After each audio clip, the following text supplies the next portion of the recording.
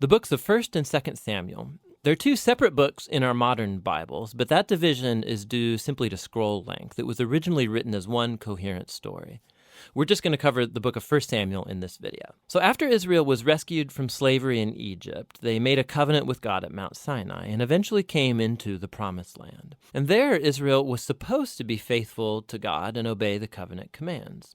Before the book of Samuel, Judges showed how Israel failed at that task big time. It was a period of moral chaos, and it showed Israel's need for wise, faithful leaders. The book of Samuel provides an answer to that need. The book of Samuel's story focuses on three main characters: the prophet Samuel, where the book gets its name, and then King Saul, and after that, King David. And all three of them transitioned Israel from a group of tribes ruled by judges into a unified kingdom ruled by King David in Jerusalem. And the book of Samuel has a fascinating design that weaves the story of these three characters together in four main parts. Samuel, he's the key leader and prophet in the first section of the book, but then he also plays a key role in the next section, which is Saul's story, and it's told in two movements: Saul's rise to power and then his failures. And the second part is about his downfall and his tragic death. And then the drama of Saul's demise is matched by David's exciting rise to power. And then David's story is told in two movements. First, he rides the wave of his success, followed by his own tragic failure and the slow self-destruction of his family and then his kingdom. The book concludes with an epilogue that reflects back over the whole story. So let's dive in and see how this all unfolds. Part 1 picks up from the chaos of the book of Judges, and we're introduced to a touching story about a woman named Hannah. And she's grieved because she has never been able to have children. And by God's grace, she finally has a son named Samuel. And in joy, she sings this amazing poem in chapter 2. And the poem is all about how God opposes the proud and exalts the humble, about how despite tragedies and human evil, God is working out his purposes in history. And also it's about how God will one day raise up an anointed king for his people. Now, Hannah's poem has been placed here at the beginning of the book to introduce these key themes that we're going to see throughout the whole story, like the next one. Samuel grows up and becomes a great prophet and leader for the people of Israel, at the same time that the Philistines rise to power as Israel's arch nemesis. And in this crucial battle, the Israelites get arrogant, and instead of praying and asking God for help, they trot out the Ark of the Covenant as this kind of magic trophy that will automatically grant them victory in battle. And so because of their arrogant presumption, God allows Israel to lose the battle, and the Ark is stolen. So the Philistines, they take the ark and they place it in the temple of their god, Dagon. And then the God of Israel defeats the Philistines and the god Dagon without an army by sending plagues on the people. And then the Philistines don't want the ark anymore, obviously, and they send it back to Israel. And the point of this little story seems to be this: God is not Israel's trophy, and he opposes pride among the Philistines, but also among his own people. And so Israel needs to remain humble and obedient if they want to experience God's covenant blessing, which opens up into the next large section. The Israelites come to Samuel and they say, "Hey, we want a king like all the other nations have. Go find one for us." And so Samuel, he's kind of ticked off and he goes to consult with God. And God says, yes, their motives are all wrong, but if a king is what they want, give them one. And so we're introduced to the figure of Saul. Now, Saul is a tragic figure because he begins full of promise. He's tall, he's good-looking, he's a perfect candidate for a king. But he has deep character flaws. He's dishonest, he lacks integrity, and he seems incapable of acknowledging his own mistakes. And so these flaws become his downfall. He wins some battles at the beginning, but his flaws run so deep, he eventually disqualifies himself by blatantly disobeying God's commands. And so the aging Samuel confronts Saul and Israel. He had warned the people that they would only benefit from a king who's humble and faithful to God. Otherwise, the kings of Israel will bring ruin. So he informs Saul that God is going to raise up a new king to replace him. And so Saul's downfall begins, as God at the same time is working behind the scenes to raise up that new king. It's an insignificant shepherd boy named David. He's the least likely candidate to be king, but the famous story of David and Goliath shows that God's choice of David is not based on his family status, but simply on his radical and humble trust in the God of Israel. And so this story embodies all of the themes of Hannah's poem. Proud Saul and Goliath are brought low, while humble David is exalted. From here, we watch Saul slowly descend into madness, while David rises to power. So David starts working for Saul as a general, and he's winning all of the battles, and he's also winning all of the fame. And so Saul gets jealous, and he starts chasing David around, hunting him, trying to kill him. David's done nothing wrong, and so David simply runs and waits in the wilderness. And here we see David's true character. He has multiple opportunities to kill Saul, but he doesn't. He simply trusts that despite Saul's evil, God will raise up a king for his people. What's interesting, too, is that many of the poems of David that you find in the book of Psalms are linked to this very period of his life, and they all express the same attitude of trust.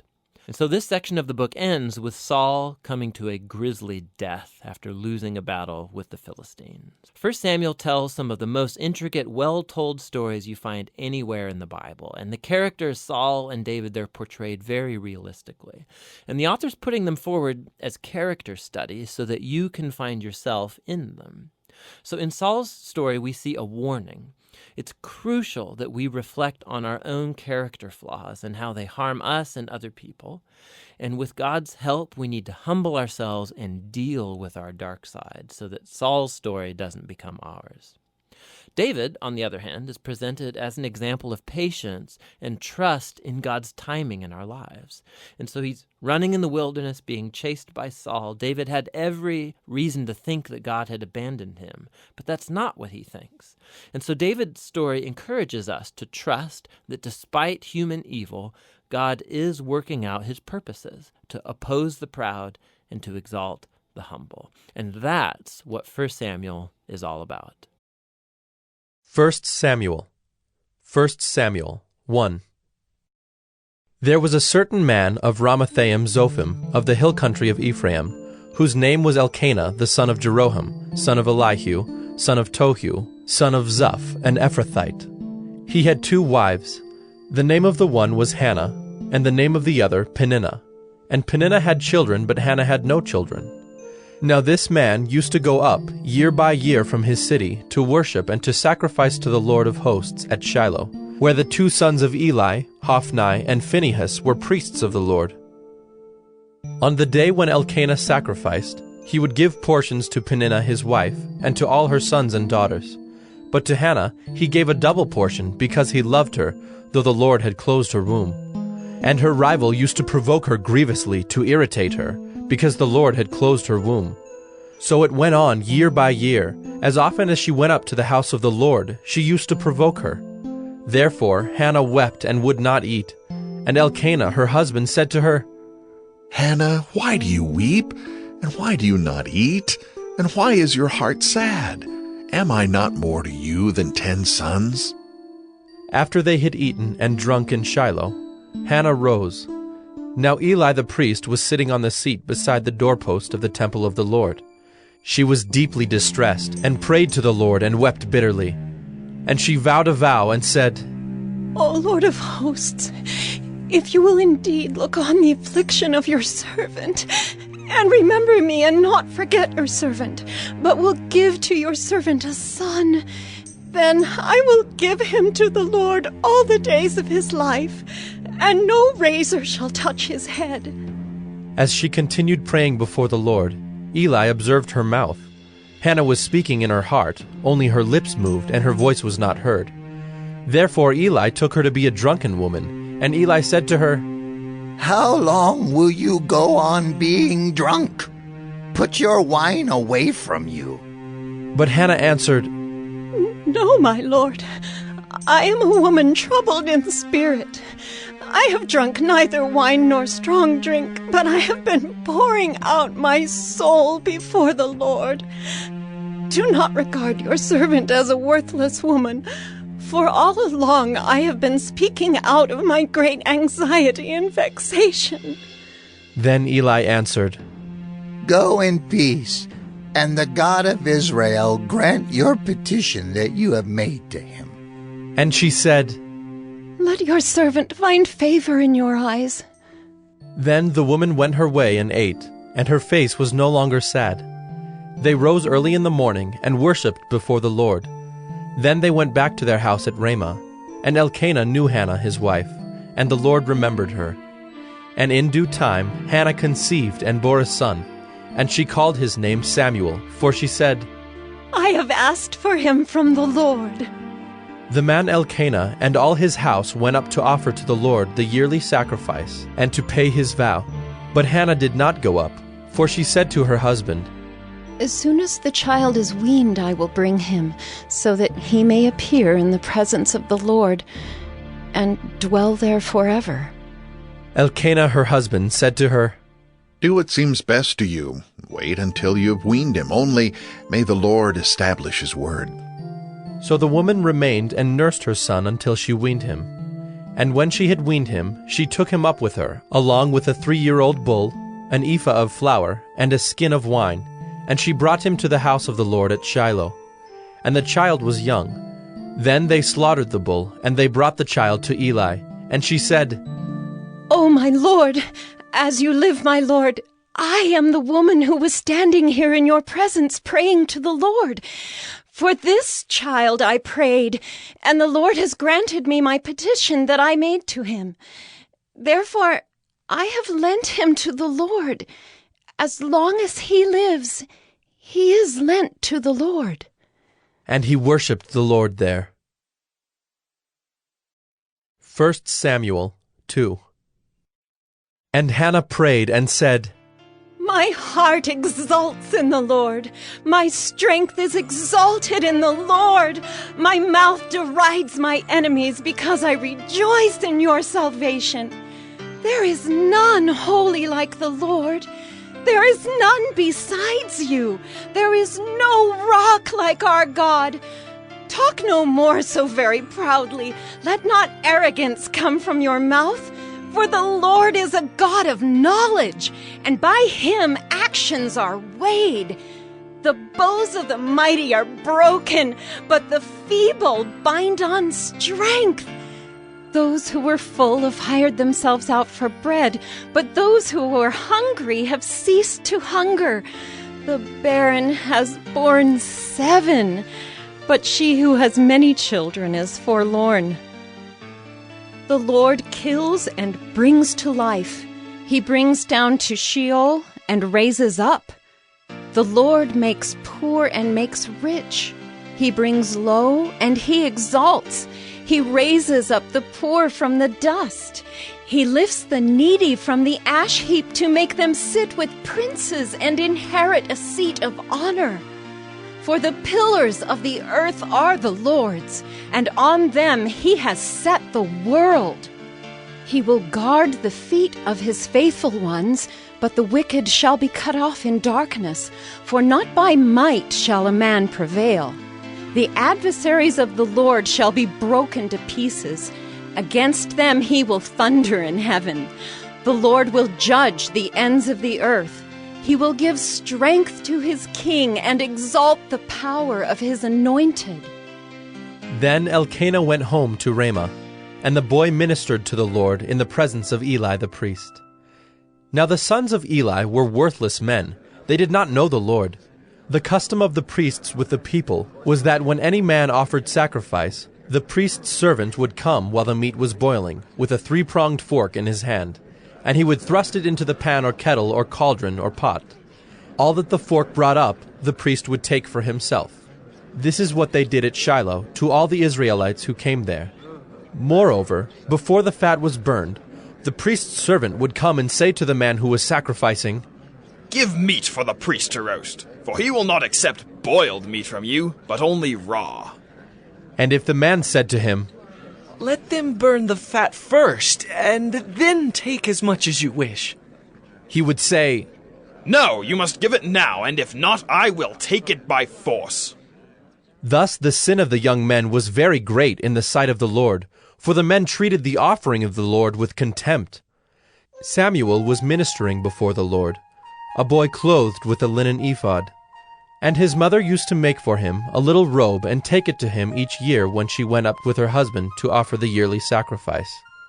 Then Eli would bless Elkanah and his wife and say, May the Lord give you children by this woman, for the petition she asked of the Lord.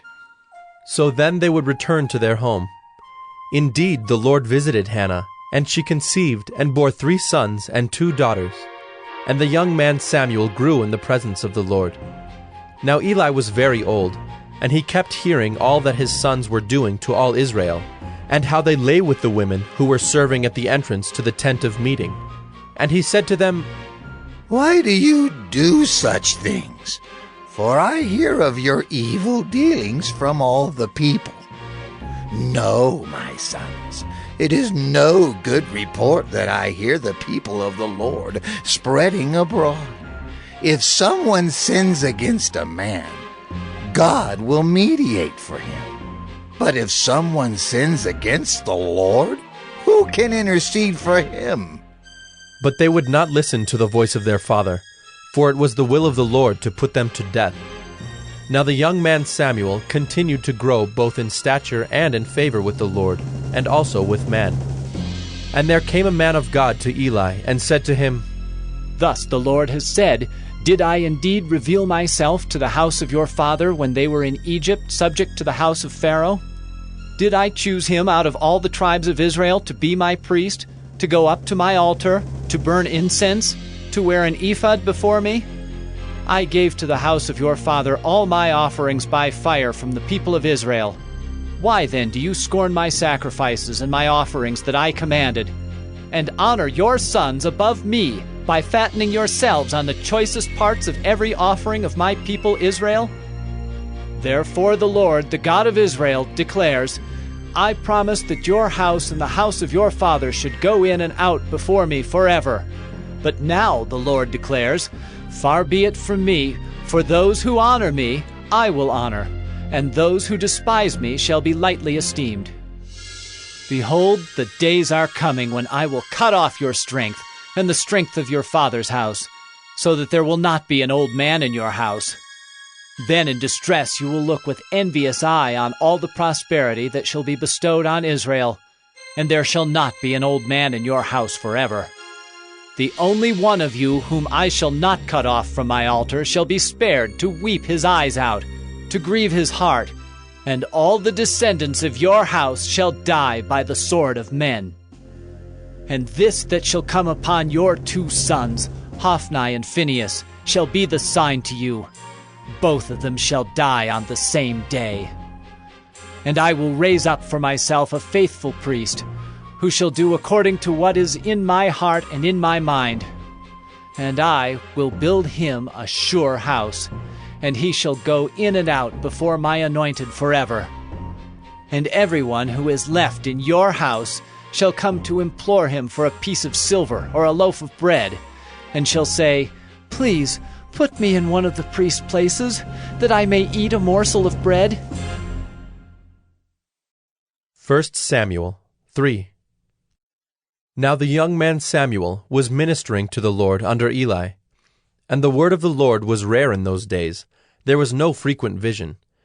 At that time Eli, whose eyesight had begun to grow dim so that he could not see, was lying down in his own place.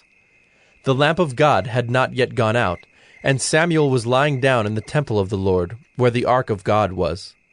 Then the Lord called Samuel, and he said, Here I am. And ran to Eli, and said, Here I am, for you called me. But he said, I did not call. Lie down again. So he went and lay down. And the Lord called again, Samuel. And Samuel arose and went to Eli and said, Here I am, for you called me. But he said, I did not call, my son. Lie down again. Now Samuel did not yet know the Lord, and the word of the Lord had not yet been revealed to him. And the Lord called Samuel again the 3rd time. And he arose and went to Eli and said, Here I am, for you called me. Then Eli perceived that the Lord was calling the young man. Therefore Eli said to Samuel, Go, lie down, and if he calls you, you shall say, Speak, Lord, for your servant hears. So Samuel went and lay down in his place. And the Lord came and stood, calling as at other times, Samuel, Samuel. And Samuel said, Speak, for your servant hears. Then the Lord said to Samuel, Behold, I am about to do a thing in Israel at which the 2 ears of everyone who hears it will tingle. On that day I will fulfill against Eli all that I have spoken concerning his house, from beginning to end. And I declare to him that I am about to punish his house forever, for the iniquity that he knew, because his sons were blaspheming God, and he did not restrain them. Therefore I swear to the house of Eli, that the iniquity of Eli's house shall not be atoned for by sacrifice or offering forever. Samuel lay until morning. Then he opened the doors of the house of the Lord. And Samuel was afraid to tell the vision to Eli. But Eli called Samuel and said, Samuel, my son. And he said, Here I am. And Eli said, What was it that he told you? Do not hide it from me. May God do so to you and more also, if you hide anything from me of all that he told you. So Samuel told him everything, and hid nothing from him. And he said, It is the Lord. Let him do what seems good to him. And Samuel grew, and the Lord was with him, and let none of his words fall to the ground. And all Israel, from Dan to Beersheba, knew that Samuel was established as a prophet of the Lord. And the Lord appeared again at Shiloh, for the Lord revealed himself to Samuel at Shiloh by the word of the Lord.